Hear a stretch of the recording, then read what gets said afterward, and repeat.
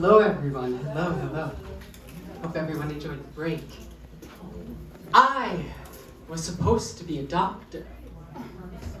I was supposed to be straight. I was supposed to be on Broadway. And as hard as it is to admit, I am none of those. I am a personal trainer.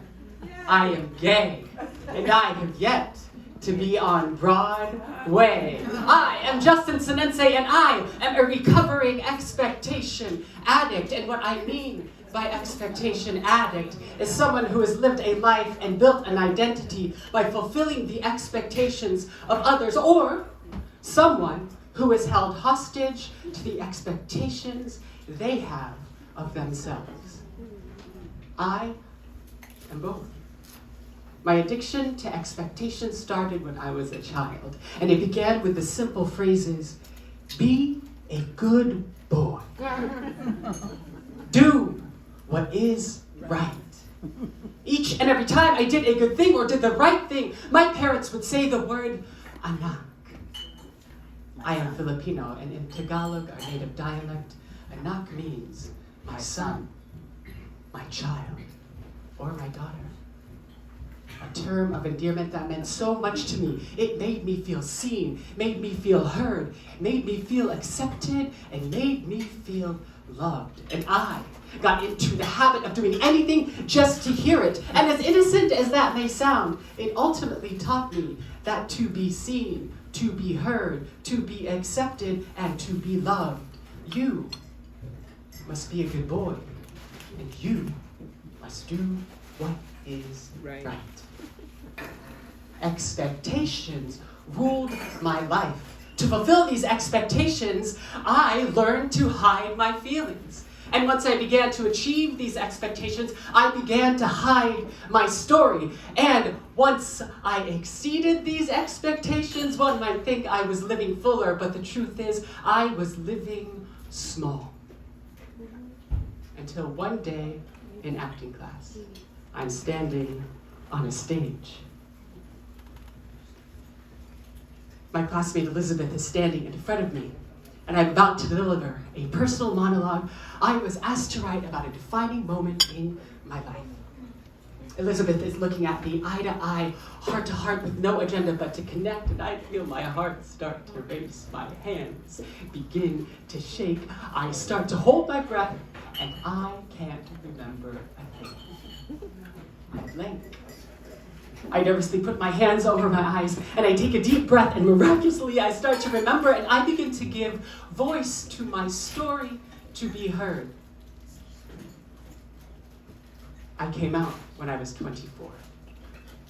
I promised myself I would when I loved another man, and I did. I told my parents strategically right before they had to go to work. And before my mom could close the passenger side door, I wouldn't let her close it. And I said anxiously, Mom, I'm gay. My mom's beautiful, bright, beaming smile comes crumbling into pieces as she says, no, you're not. And my dad swiftly responds by saying, we'll deal with that tomorrow. The next day, a fiery and fueled argument was had that ended in these words shouted directly at my face. I want the son I raised back.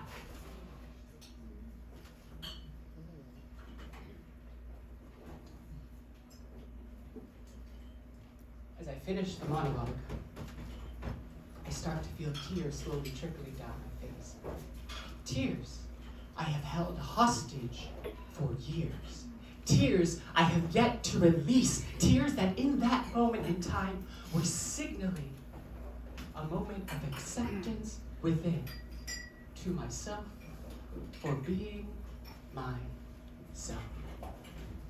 And I look up, and Elizabeth is in front of me, tears in her eyes as well. And she's coming towards me, arms wide open, and we embrace. And as I surrender to the embrace, she pulls me in a little closer, and she whispers in my ear, I'm not understand. That was the day my addiction to expectations transformed. Because that was the day I broke my silence. That was the day I told my story, and in that moment, I began to live fuller.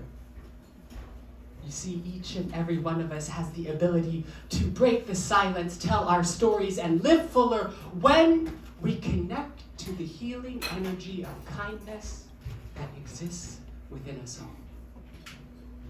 And to connect to the healing energy of kindness, it is important to activate 3 centers in our body: our core, our solar plexus, and our sternum. And to activate those points in our body, we will use the hands we have been gifted to gently tap and awaken those energetic centers. These tapping techniques are rooted in the principles created by Il-Chi Li, the writer of Water Up, Fire Down, and the founder of Brain and Body Yoga. And he says the most important thing while practicing these techniques is to intentionally bring your mind's focus to where you are tapping. To intentionally bring your mind's focus to where you're tapping. Why? Because where the mind goes, the energy flows. Where the mind goes, the energy flows. And to experience this flow of energy, I would invite you to stand if you are able, and I would like to take us through an active meditation. So, we will start. Feet hip-width distance apart. Knees very, very, very relaxed and shoulders relaxed. Let's keep our hands to our sides. And together, let's connect. Inhaling through the nose and exhaling through the mouth. One more time. Inhaling through the nose and exhaling through the mouth. We will take the hands we have been gifted. Gently place them into a fist. The pinky side of your fist is where you will start to tap. And we will begin to tap 2 inches below our belly button. You can use both hands. Continue to tap 2 inches below your belly button. Remember to breathe, relax your shoulders, and bring your mind's focus to where you are tapping. Continue to tap as I speak. This is our energetic core, known as our danjan.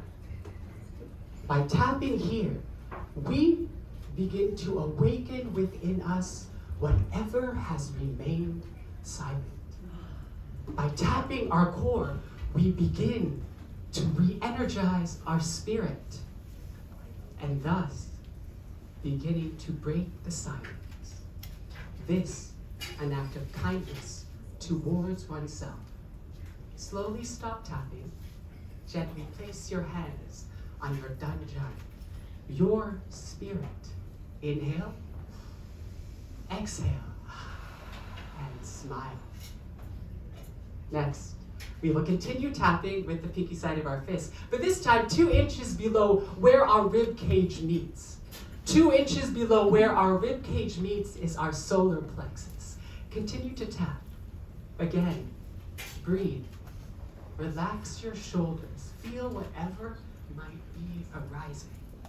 And bring your mind's focus to where you are tapping. Where the mind goes, the energy flows. Continue to tap as I speak.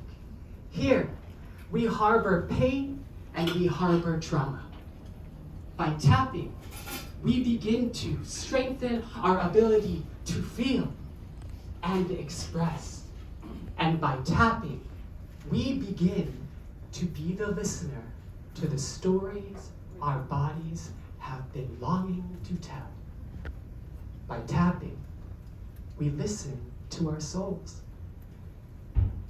Slowly stop tapping.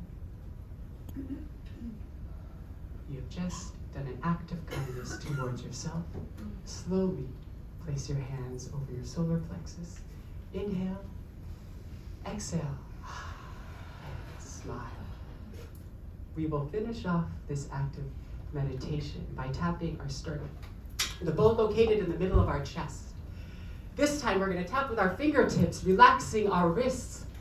Continue to breathe. Continue to relax your shoulders, and this time I invite you to close your eyes. Close your eyes. Feel what is coming up and bring your mind's focus to where you are tapping. Where the mind goes, the energy flows. Continue to tap, close your eyes as I speak. This is your energetic heart center. Here, we build stagnant walls of energy to protect. By tapping, we slowly break those walls down for compassion and love to enter. By tapping, we soften. By tapping, we receive. And by tapping, we begin to live fuller, knowing we can be kind. We can take care of each other. We can remember that deep down inside, we all need the same things. And yes, we will find true peace of mind if we always remember we can be kind. Slowly stop tapping. Place your hands on your sternum. Push in just a little deeply to feel your heart. Inhale. Exhale. And smile. Open your eyes. Kindness is the healing energy that gives us the courage to break the silence. Kindness is the healing energy that grants us the permission to tell our stories, and kindness is the healing energy that offers us the confidence to live fuller each and every day. May I be kind. May you be kind. And may we all be kind together. Thank you. Yeah.